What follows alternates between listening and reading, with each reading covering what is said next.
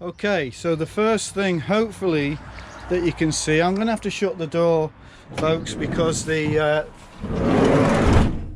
traffic's terrible. The first thing that you can see is that the van comes with 2 swivel seats at the front. Now, if you've ever had a camper van before, or a panel van, or any kind of motorhome or whatever, you'll know that it's really important to utilize as much of the room in the van as possible. This is our 3rd van now, and for people that are thinking about buying a van, our advice would be get a van that's as closest to what you want as possible. And swivel seats are, I believe anyway, are essential to utilising all the room in a van. This has been done out. It's been done out really quite well, to quite a high spec. Somebody's done it so you've got a little table there, and of course that means that you can eat at both sides of the van, which, if you've got children, I think that's quite handy. Now, my dad has built a bed out of wood, completely out of wood. It didn't cost us a penny. We just built it out of wood, a frame, and we put a bit of a mattress on top of it, which means that the van now is what I would call a 4-berth for 2 adults and 2 small children, or 2 adults with 1 teenager and 1 smaller child. That's pretty much, in terms of sleeping arrangement, what the van is. I have slept in this bed that my dad's made up, and I've slept in it fine. What we did is we made the bed slightly wider, because you have to sleep on a slight angle. I'm going to talk about that in a bit in terms of panel vans, because it's really important to know that panel vans are quite narrow. So if you set your bed up width-wise in a van, you're going to come up against some obstacles. But I'm going to talk about that in a little while. So the first thing that attracted us to this van is the fact that both seats swivel. It's not a cheap job to do, so if you can find a van that's already got that done, that's great. So there's quite a lot of storage above the cabin there. In fact, there's loads of storage above the cabin. Here, this is part that we haven't yet done. So this is one of Mandy's jobs. I'll show you what she's done in the back, but Mandy does all the carpeting, the wall carpet kind of stuff. We've still got to do that. But just at the front here, we've got one of these absolutely fantastic windows. I've never had one of these before, but they are brilliant. I mean, you know, they give you so much privacy. You've got mosquito nets if you want them. You can have as much privacy as you want with these kind of windows. They are brilliant. So we fitted another one at the back, which we'll talk about in a bit. Here we've got the control panel for the leisure batteries, the battery for the engine, the water, the lights, and so on and so forth. You can monitor the output of the voltage of your battery. So the leisure battery is doing quite well. The car battery only charges when it's on the alternator. At the moment, there's a solar panel on that, which we'll talk about in a bit. So that's the front of it. Now comes the kitchen. Now, actually, before I do the kitchen, I'll show you the shower. So one of the main reasons why we chose this van is for the shower. Now, so basically you've got a shower, you've got a sink, you've got you know, an area, a shower trough, or whatever you call it there, and then you've got an electrically flushed toilet. Now I have to say, this setup is one of the reasons why we went for this van up. At least for me it was anyway, because I really like having a shower at night. Now I can have a shower totally off grid without it being plugged into anything. A hot shower in this van, and the difference between coming off a mountain, because that's what we do, we go walking, and we at the end of the day we've gone walking, we'll have a meal in the van, take the dog out with us, but to be able to have a shower at the end of that, everything that we use is biodegradable, so all the soap and everything is biodegradable. And if we're ever anywhere where people are, obviously we put grey waste buckets underneath anyway. But this arrangement is absolutely fantastic. Now, the reason why I say it's always better to get these things done at the very beginning is because there's much more to fitting a shower than meets the eye. It's not just the fact that you've got the shower unit and the toilet and the sink. You have to also have a huge water supply. So underneath here there's a 70 litre water tank. Then you need a very powerful water pump, and then of course you need a water heater. All that is underneath this side here. Now, to fit that from scratch is a big job, so that's one of the things that was done on this van, and it's one of the things that we were absolutely over the moon about. I mean, when you've been using day vans, we've been using day vans for about 4 years now, and day vans are fantastic and they have some really good advantages. But you know, it is nice, no matter how well you know somebody, it is nice to be able to go to the toilet in some privacy. So that's a massive plus. Now, the actual kitchen itself is quite impressive. It's got 3 hobs, 3 gas hob, but what's even more brilliant really is the fact that it comes with a gas oven and a grill in there. So there's so much more you can do. I'm not into microwaves. You can't really use microwaves off-grid anyway. I don't like the way microwaves cook food, so for us that was actually a massive plus. Things like baked potatoes and stuff, which, you know, you can do in an oven, and there's just so much more. You can do a proper Sunday roast actually if you've got an oven and so on. So the kitchen setup is absolutely fantastic. Comes with a nice sink. Again, for us, it's a massive plus to have something that's got hot water, because neither of the other vans had hot water, but this thing comes with hot water, which is great. Absolutely stacks of cupboard space, as you can see. Loads of room to put gear.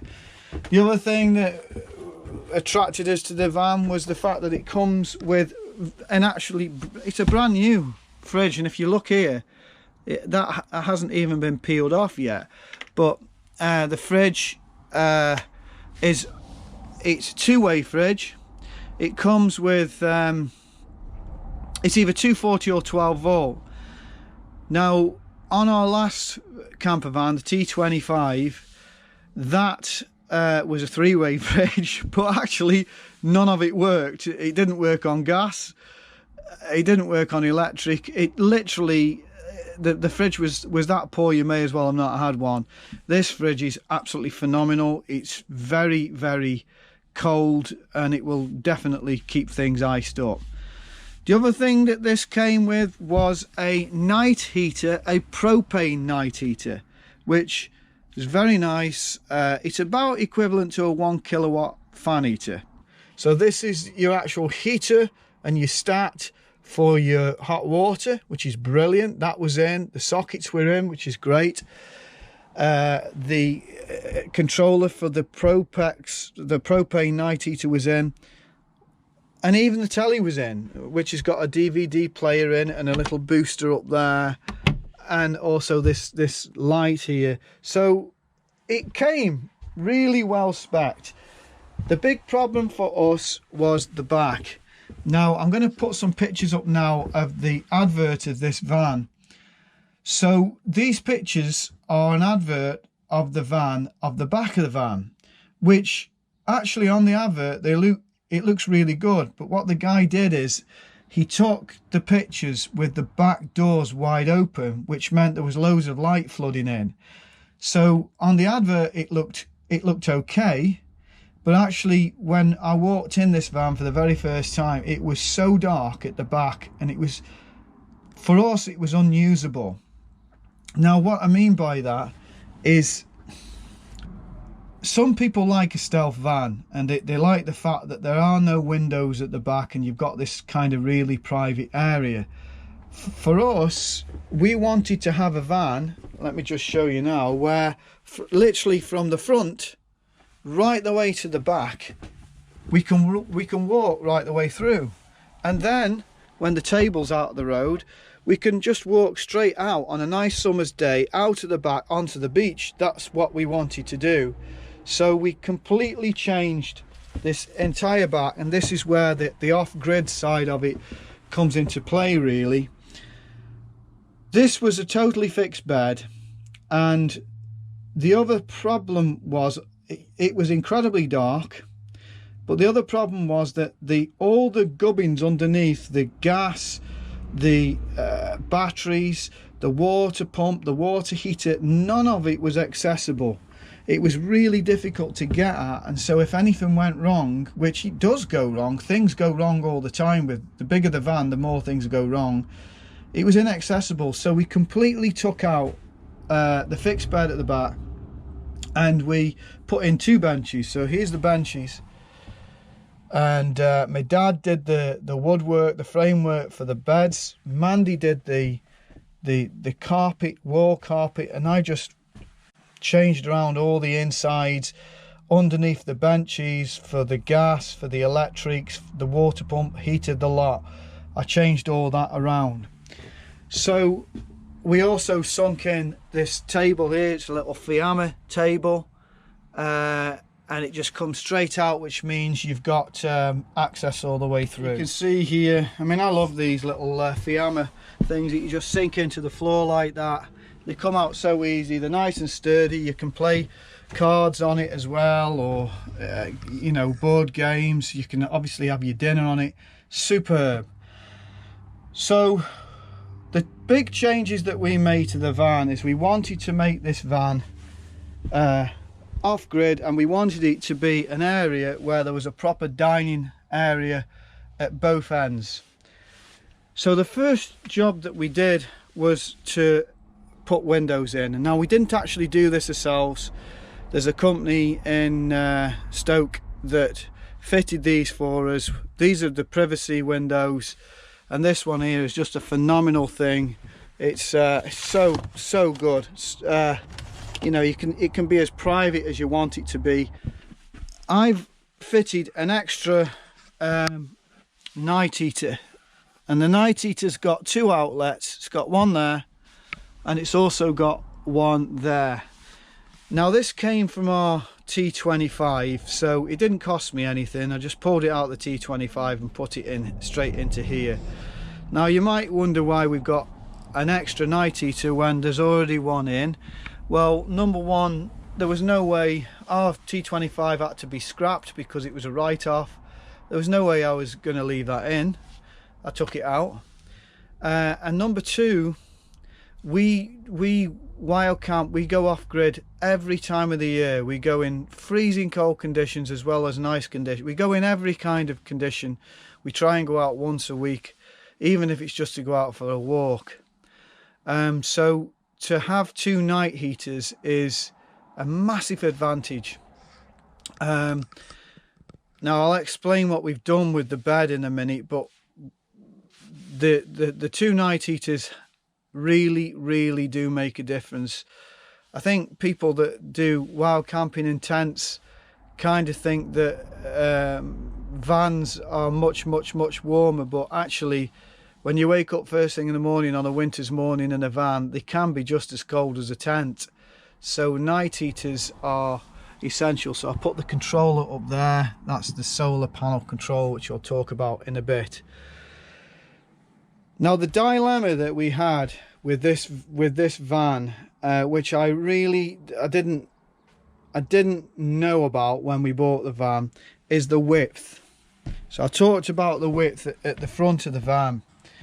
Now when I initially bought this and it had the fixed bed in, I asked the guy if I could just take my socks off and lie across the bed, and I did. And I thought, yeah, it's tight, but I'll be okay.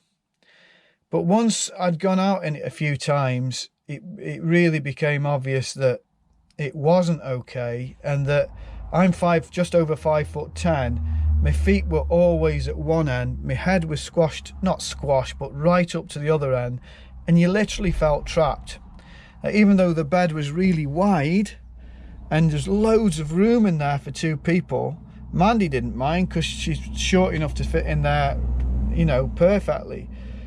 But I managed to convince her at the end that we had to make some kind of changes to this, because, you know, even for resale value, you can't have a bed that's too short for people that are over 5'10" or 5'10". So this is what we did, folks. Now, you know, this is all on a budget. We did it ourselves, so don't expect perfection. I haven't even glued this properly yet. But what we did is, we actually, this wardrobe was a full-length wardrobe from top to bottom. And in our experience of going out in camper vans, we certainly don't need a full-length wardrobe. So we've got a wardrobe in there which we put all our outdoor gear in, and it's absolutely fine. We've cut the door down and we've cut this arch here out. Now what that means is, it means that there's always a place to sleep even without making up a bed.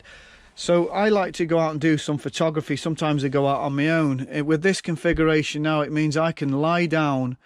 This is 6'7" long now. It means I can lie down and in total comfort. Now what I've done, I'll just pause the video a minute. What we've done is we've made this into a massive bed now, and I'll just show you how we've done it.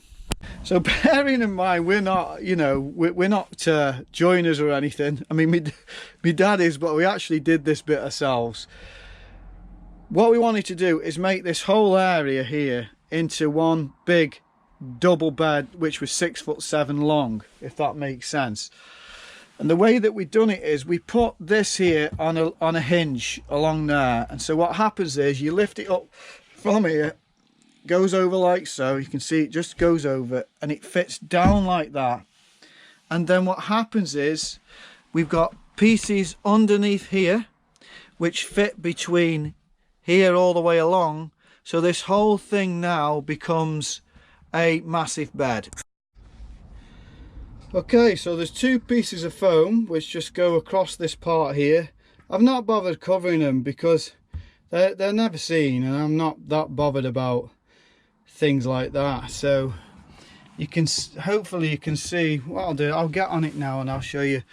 The actual size of the thing is massive now. So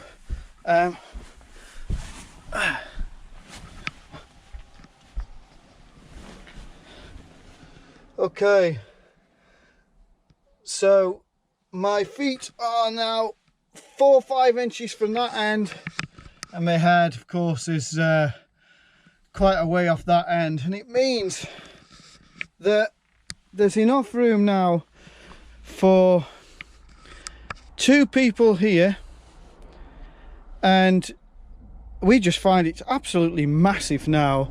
And then in the morning, probably some people won't like this, but in the morning the dog gets up and joins us. She sleeps behind the front 2 seats, but in the morning she'll jump up and she'll get on, and she sleeps in this little part here because she's waiting for us to get up so she can go for a walk. I've slept better in this van than sleep at home, and normally I don't sleep all the way through the night. I go into a deep sleep, wake up, and I'm wide awake for ages. But I sleep in this now like it's just phenomenal.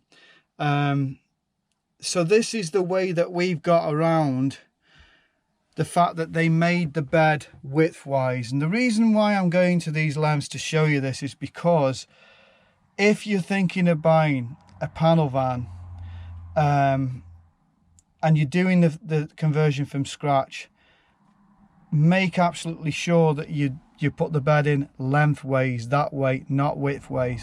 Apparently the Fiat Ducato vans are wider. Somebody told me they're like 6 feet wide. Personally, even if it was 6 feet wide, I still wouldn't sleep widthwise. I would go for a lengthwise bed and do it longer so that you you'd never feel claustrophobic. But that's the way that we've got around that, folks. It's cost us literally nothing to do. We've done it on a budget, we've done it ourselves, and it's definitely got around that problem. Now, the beauty is that in this, I mean, if we were selling the van, I'd make up proper cushions and stuff so it all looks right, but I'm not doing that when it's us. But the configuration that is at the moment, you could have 2 adults, and of course you could have a baby over in that part, which is perfect. So that's the bed. It works absolutely fantastically. When you're lying in bed, you can see the stars through the night thing. You can see the sea or wherever you are through the windows, and it really does work well. I'm so pleased with that. So I'm going to look at the parts now that make this completely off-grid. The actual off-grid part. First of all, I put this socket in here and I connected that to an inverter, which is underneath here, and that basically means that you're going to get 240 volts even off a 12 volt battery. The second thing that I did was I got myself a split relay charger. So a split relay charger, all it does is it means that when the van is going along, the alternator, which is charging the battery for the engine, also charges the 2 leisure batteries. So there's 2 110 amp hour leisure batteries underneath there, paralleled up together. What happens is now when the car's running, it's constantly trickle charging those batteries, which is fabulous. So you've got this inverter for charging up much bigger batteries like quadcopter batteries and stuff. That's perfect for that. And also we've got this split relay charger now, which is constantly trickle charging the batteries. On top of that, we've also got the solar panel. Now, this isn't an expensive solar panel, but it is a solid solar panel. It's a monocrystalline one, and I was iffing and ahhing actually about putting one in, and in the end I thought, well, it's a £120 kit. This kit was. It's an absolute doddle to install. I mean, it's child's play. If you can wire a plug top, you can put one of these in. The main thing is making sure that what I did is I sent the cable through the wardrobe. So the cables come through the wardrobe into there, and from there they go down and they charge the batteries, you see. And while I was doing that, I sent another heating pipe up through this here. We made this up through here so that you've got heating above the bed. That's really important, particularly in the winter, is when you're in bed and it's freezing, you wake up, it's absolutely freezing, you can just press on the heater and you've got lovely air blowing above the bed. So the setup now is really, we're pleased with it. Even though we cut the wardrobe away, we've still got space under there for shoes and all kinds of things, so it's not been a massive sacrifice. Like I say, we've only got a piece of sponge underneath there. There's the other piece of sponge that goes there, but it makes up into a massive bed. So this is the situation for off-grid then. At the moment, we've got the trickle charger, split relay charger. We've got the 100-watt solar panel, which is constantly trickle charging the 2 110 amp hour batteries. But we've actually got another leisure battery as well. We've got 3 leisure batteries. Again, I took this out of the T25. I didn't pay for it. So the other leisure battery is underneath there, and that's what this switch is for here. If it's a really hot day, and these 2 batteries under here are getting too much charge, then I can just flick this switch here, and that means that it's going to start to charge up this battery underneath there. The sole reason for the extra battery is purely for the diesel heater. It doesn't do anything else but works the diesel heater, and I can get at least 6 nights, that's 6 nights and 6 mornings worth of heat from 1 battery charge. But now that it's got this trickle charge on from the solar panel, it should never ever have to be recharged or topped up. It should look after itself. One of the reasons why we fitted the solar panel is because this fridge is only a 2-way fridge. So that means that on a really hot day, let's say when your van's parked up on a really hot day, you're getting no charge from your engine, you're getting no charge from outside because you're off grid. So the only way that you're going to get any juice back into your batteries is by having a solar panel charging your battery. That means that although you've got a massive draw on your batteries from the fridge, you've also got a feed into your batteries from the solar panel. And I actually found, we've just come back from a big trip around Scotland, and it works brilliantly, to the point where I'm almost convinced that you don't need to take a generator in summer at all, because it works that well. But the third form of being off grid is the generator.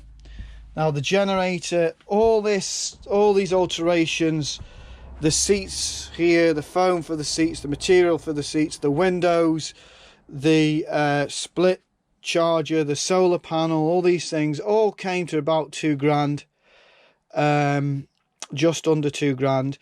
And that includes the generator.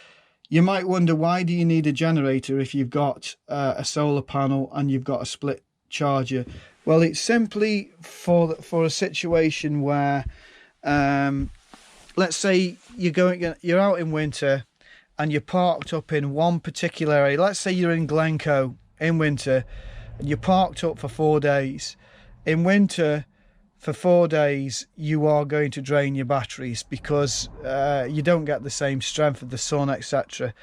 That's the time that you need a generator. It means that once every 3 nights, you put your generator on for 4 hours, something like that, and you trickle charge everything back up. And of course, you can do various other things. Just to say, a generator is, so the generator we've got is 1100 watts. That means that it's over 10 times, it delivers 10 times more power than the solar panel. So with the split relay charger, which is underneath here, with the solar panel, which is obviously on top, there's the control box for it there, and with the generator, you're covered in virtually every scenario. I'll just show you one more thing. Okay, just one more thing then. So what we've got here is a water pump and a hose there. Now that would only works off the generator, but we would take the generator along when we're going for over 2 weeks or 2 weeks. The idea here is to be completely off grid, you've got to be able to pump water from a nice clear stream. Now when you're in Scotland, there's an abundance of crystal clear streams. What I've got is I've got a filter that goes over the pump there. So you drop the pump in the stream, you unravel the hose there, you put it into the water container, 70-litre water container, which is underneath there, and within probably 3 or 4 minutes you top right back up with water. And because there's a filter all over the pump there, it means that you're not going to have bits in the water. Now I would only use that every now and then, but the fact is, to be completely off grid, you've got to have some way of pumping in water. We've got all kinds of things that purify water, so it's not a problem to us. But this just kind of completes the whole thing, because obviously you need water, and if we're not stopping on any kind of site whatsoever, we can just pump it in from a fresh stream. By the way, things like this, it might seem like a small thing, but if you can get a van that's already got your water, your toilet cartridge fitted, it's all just massive money saving stuff. So when we're going on our journeys, we see lots of different kinds of vans, lots of different people doing the wild camping and off-grid stuff and all that. I would say that this is massively at the budget end. This is practically the same price as a Mazda Bongo that's fairly well spec'd. With the money that we've spent on it, it owes us about £7,500, maybe a little bit less, but about £7,500. But for £7,500 you get something which is completely kitted out for summer, for winter, for freezing conditions. We made sure that the water tank is actually part of the internal structure. It's not underneath the van because it would freeze in winter. You know, we've been very careful. We've made sure that there's some kind of heating underneath there so that when the heater's on, it actually keeps the thing from freezing. We've even sent a pipe through the wardrobe, which means that your clothes are aired in the morning, and it really does work. It means that your clothes are not freezing cold in the morning. So we've used it every single week. We've used it in all kinds of conditions. We've taken it over the Pass of the Cattle, highest pass in the country. We've been as far up as Ullapool in the thing. And I have to say, we are massively happy with it. Just a couple more things then. The engine. So the engine in this van it's a 135 brake horsepower turbo diesel engine. In comparison to, say, the Mazda Bongo or certainly the T25, the T25 was appallingly slow, and you literally crawled along at 55 miles an hour. I got used to it, it didn't bother me, but you were literally being overtaken on the motorway all the time by lorries, so it was a bit embarrassing. The Mazda Bongo definitely had a better engine in, but this engine, because it's a lot more modern, it pulls like a train. It'll cruise at about 80 miles an hour. We have had to spend about £400 on the engine to get it something like. Now, I'd say this at the end as the conclusion: the engine is not like a brand new engine. It's a 2006 van. It's got 140,000 on the clock, and this is why it is what it is. You know, at the end of the day, it's a great engine. It pulls, it'll get you up anywhere. But like anything, you've really got to look after it. You've got to make sure that any potential problems are sorted. All in all, in terms of looks, I don't think this is a particularly nice looking van. We didn't buy it for the looks. We bought it purely as a tool. So this is our tool. This is our way of escape. That's why we called it Exodus. This is our way of escape. This is our way of getting into the outdoors and just really enjoying the outdoors at a very, very cost-effective price. The kind of spec that it's got inside, you would struggle if you were buying a brand new van with this spec. You'd be looking at a lot of money, £35,000–40,000 worth, because it's probably, in terms of being off grid, it's probably more off grid than you know, the specs that you get from new. And it all comes down to this at the end of the day. You can buy a Bongo for £5,000. You can buy something like a classic T25 for £5,000. You could buy a T4 for about £8,000 or £9,000, a half decent T4. This cost us just over £5,000. We spent £2,000 on it. It owes us £7,500. We'd need to get £7,500 for this to break even on it. And we were adamant that we were not going to spend more than we got but off the insurance company, and we still haven't. We still haven't spent all the money. So we're very, very happy. It does a great job, and I just want to show you a little video at the end now to show you why we go out in camper vans and what it's really all about. Thanks.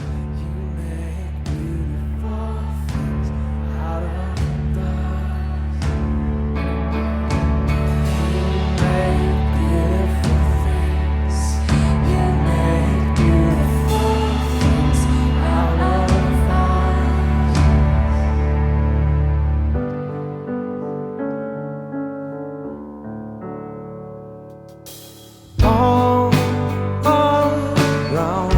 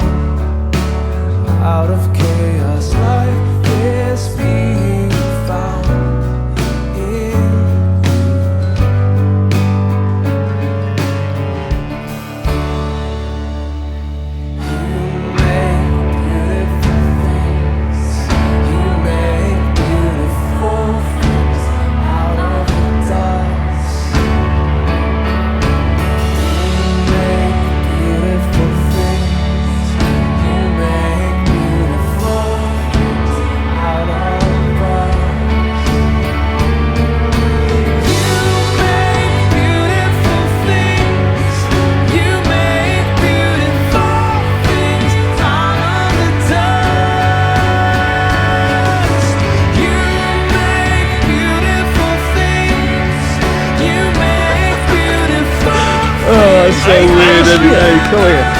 Hey, it's been a long time, mate. It's been a long time. How good is this?